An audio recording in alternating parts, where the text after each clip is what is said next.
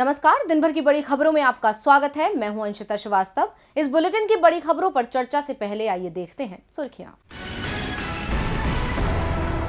एक साल में 26 लाख बढ़ी पीएम मोदी की संपत्ति। पीएमओ ने बताया, गांधीनगर की जमीन कर चुके हैं दान। फिलहाल 2 करोड़ 23 लाख रुपए की है कुल संपत्ति।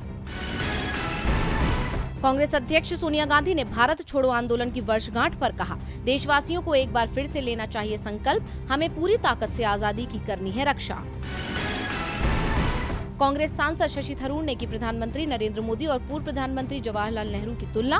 कहा, हमारे पीएम मोदी ने भारतीय संसद से ज्यादा विदेशी संसद में दिए भाषण, जो नेहरू के हैं विपरीत। रिजर्व बैंक ऑफ इंडिया ने देश के 8 कोऑपरेटिव बैंकों पर की कार्रवाई। 1 लाख से लेकर 40 लाख रुपए तक का लगाया जुर्माना। 2 फाइनेंस कंपनियों पर भी हुई कार्रवाई। तो ये थी सुर्खियां। आइए अब बढ़ते हैं आगे। आज की सबसे बड़ी खबर जुड़ी है बिहार की सियासत में अचानक हुए उलटफेर से। बिहार में कुछ बड़ा होने वाला है, इसके संकेत तो कुछ दिनों से मिलने लगे थे। नीतीश कुमार की बीजेपी से नाराजगी भी दिखाई देने लगी थी, लेकिन ये सब इतनी जल्दी होगा, इसका एहसास बीजेपी को नहीं था। बिहार की सत्ता बीजेपी के हाथ से खिसक गई है। बिहार की सियासत में हुए बदलाव पर करेंगे विस्तार से चर्चा। वहीं बिहार में अचानक हुए इस उलटफेर ने बीजेपी के लिए मुसीबत पैदा कर दी है और अब बिहार में नई सरकार के लिए अटकलें लगना शुरू हो गई हैं।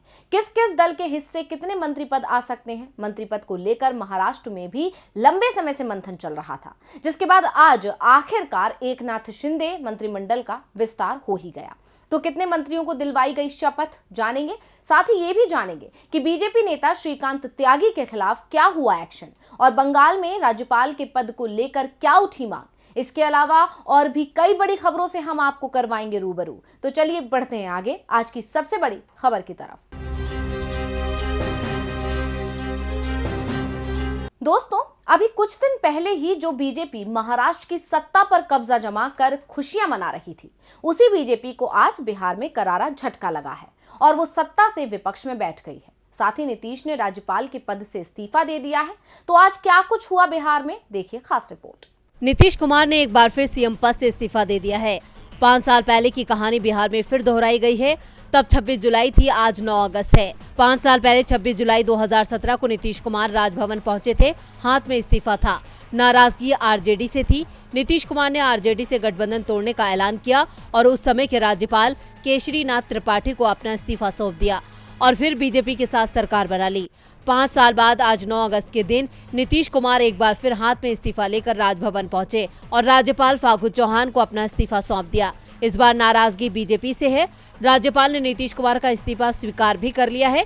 नीतीश ने इस्तीफा देने के साथ ही सरकार बनाने का दावा भी पेश कर दिया है।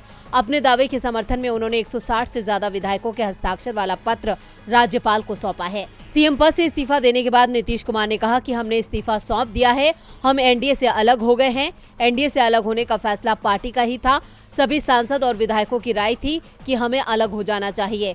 बीजेपी पर आरोप लगाते हुए नीतीश कुमार ने कहा कि हमारी पार्टी को कमजोर करने की साजिश की गई। इससे पहले मुख्यमंत्री आवास पर सांसदों और विधायकों की मीटिंग में उन्होंने कहा कि बीजेपी ने हमेशा हमें कमजोर करने की कोशिश की।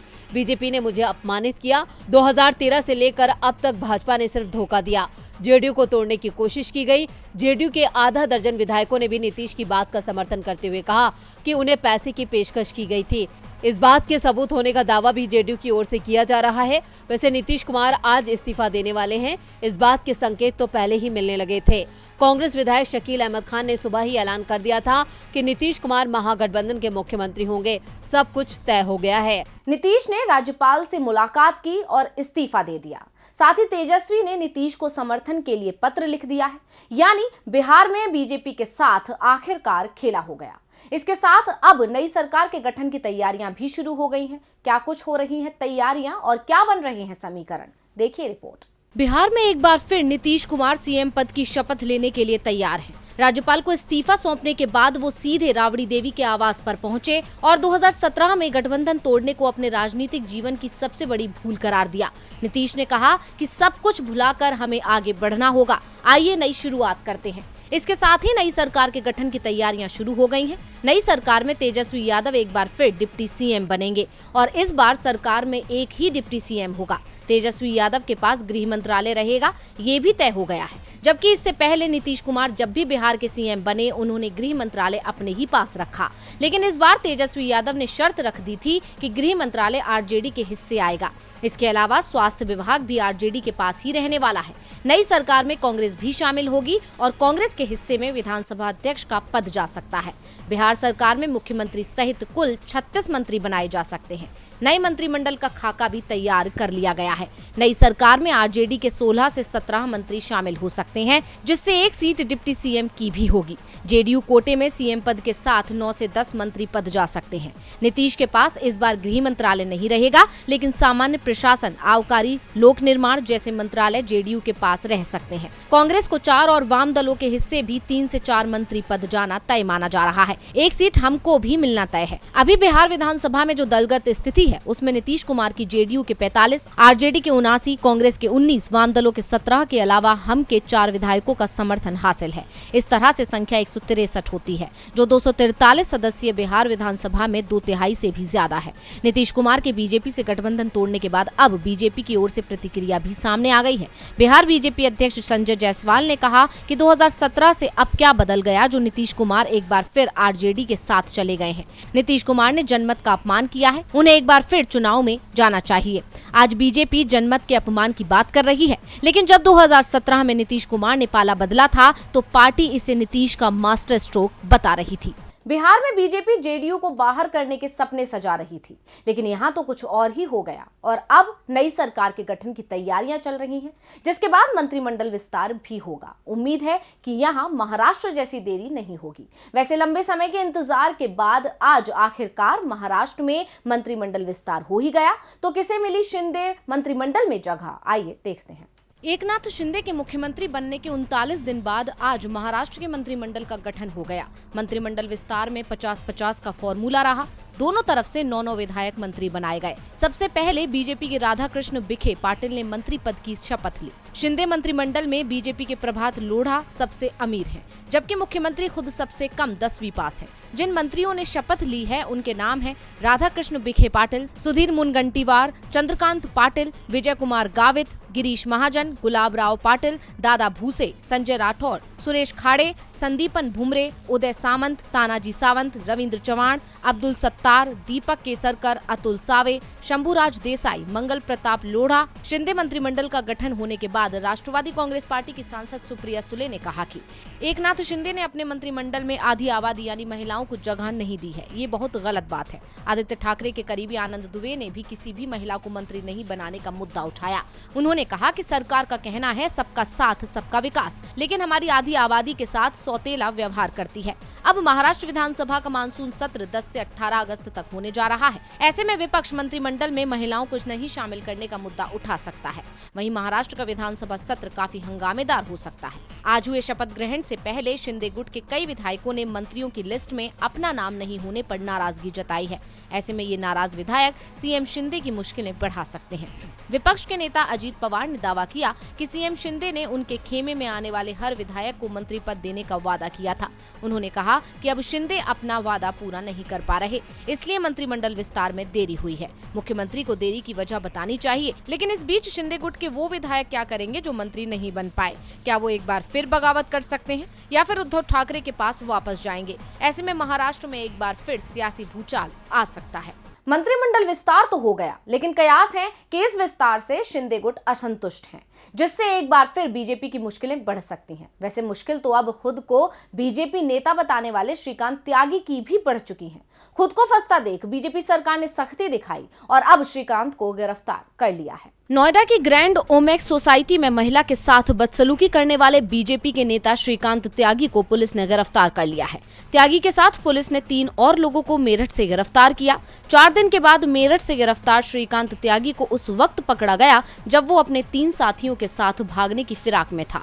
पुलिस ने उसकी एक गाड़ी को याकूबपुर से बरामद किया, जिसमें बीजेपी का झंडा और विधानसभा में प्रवेश के लिए मिलने वाला विधायक पास लगा है।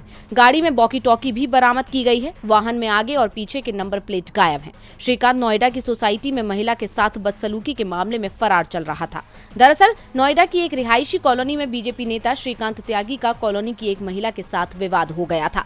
विवाद इतना बढ़ गया था कि श्रीकांत त्यागी ने महिला के साथ धक्का मुक्की भी की थी। इसका एक वीडियो सोशल मीडिया पर वायरल हो गया था, जिसके बाद मामले ने तूल पकड़ लिया था। श्रीकांत त्यागी पश्चिमी उत्तर प्रदेश में लगातार घूम रहा था। खबर है कि त्यागी अपनी पत्नी से लगातार बात करने की कोशिश कर रहा था। इसी से पुलिस को टिप मिला। इसके बाद आखिरकार उसे मेरठ से गिरफ्तार कर लिया गया। ये भी जानकारी सामने आई है कि श्रीकांत त्यागी कोर्ट में सरेंडर करने की कोशिश में था, लेकिन उससे पहले पुलिस ने उसे धर दबोचा। सोमवार को नोएडा अथॉरिटी ने श्रीकांत त्यागी के अवैध निर्माण पर बुलडोजर तक चलवा दिया था। वहीं पुलिस ने भी श्रीकांत त्यागी को 25,000 रुपए का इनामी घोषित कर दिया था। इनाम घोषित होते ही बागपत समेत मेरठ जोन की पुलिस अलर्ट हो गई थी। एडीजी के निर्देश पर पुलिस ने श्रीकांत त्यागी की धरपकड़ के लिए अभियान शुरू कर दिया था। श्रीकांत त्यागी हिस्ट्री शीटर है। नोएडा के 2 थानों में उस पर 9 मुकदमे दर्ज हैं। उस पर गुंडा एक्ट के तहत भी मामला दर्ज है। अब देखना होगा इस मामले में आगे क्या कार्रवाई होती है, क्योंकि इस मामले पर सभी की नजरें हैं। वैसे नजरें तो इस समय बंगाल के राज्यपाल की खाली हुई कुर्सी पर भी है कि अब पश्चिम बंगाल का नया राज्यपाल कौन होगा। लेकिन इस बीच टीएमसी नेता ने कुछ ऐसा बयान दिया जिसने सभी को हैरान कर दिया। क्या आया बयान, देखेंगे रिपोर्ट में। बंगाल में इस समय टीएमसी की सरकार है और टीएमसी और केंद्र सरकार की तकरार से सभी वाकिफ हैं। वहीं इस बीच जगदीप धनखड़ के उपराष्ट्रपति निर्वाचित होने के बाद राज्य में राज्यपाल का पद खाली हो गया है। ऐसे में अब टीएमसी ने ऐसी मांग रख दी है जिसने सभी को हैरान कर दिया। दरअसल ममता सरकार के मंत्री शोभन देव चटर्जी का एक बयान सामने आया है, जिसमें वो इस पद को ही खत्म करना चाहते हैं। शोभन देव चटर्जी ने कहा, मुझे लगता है कि राज्य के मुख्य न्यायाधीश को राज्यपाल की जिम्मेदारियों को संभालना चाहिए। चीफ जस्टिस कानून के उन पहलुओं को देख सकते हैं जिनका राज्यपाल ध्यान रखते हैं। मैं इस तरह का सुझाव पहले भी दे चुका हूं। कई सरकारी आयोगों में इस सुझाव को शामिल भी किया गया है। उन्होंने आगे कहा कि ये प्रस्ताव सिर्फ पश्चिम बंगाल तक ही सीमित नहीं है। देश में बहुदलीय प्रणाली है। कई बार एक खास पार्टी केंद्र में होती है और अन्य दल राज्य की सत्ता संभालते हैं। दोनों के बीच मतभेद विकास कार्य को प्रभावित करते हैं। उन्होंने कहा, न्यायाधीश गैर राजनीतिक व्यक्ति होता है और वो कानून को बेहतर जानता है। ऐसे में उन्हें राज्यपाल की जिम्मेदारियां संभालनी चाहिए। यानी टीएमसी अब राज्य में किसी भी रूप में केंद्र का दखल नहीं चाहती है। हालांकि ऐसा होने की संभावना बेहद कम है।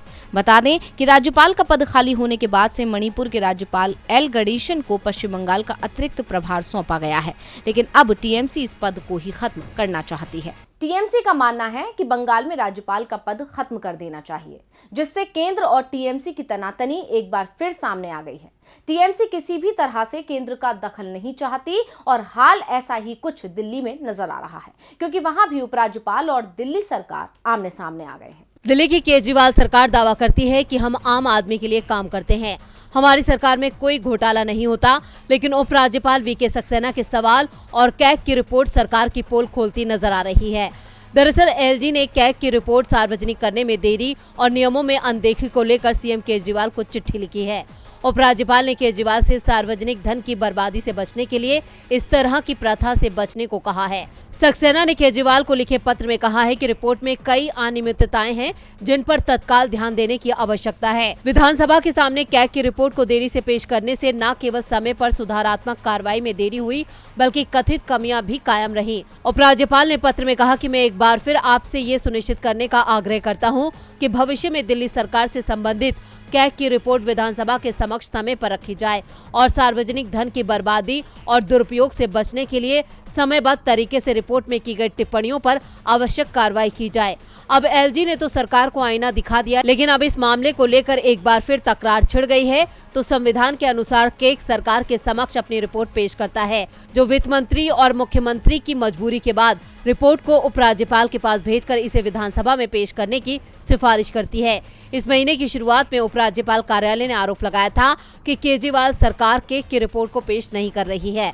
एलजी कार्यालय के हस्तक्षेप के बाद 5 जुलाई को दिल्ली विधानसभा मानसून सत्र के दौरान ये रिपोर्ट पेश की गई थी, जिसमें कई कमियां पाई गई थी, जिसके बाद सवाल उठता है, क्या दागदार है आप सरकार?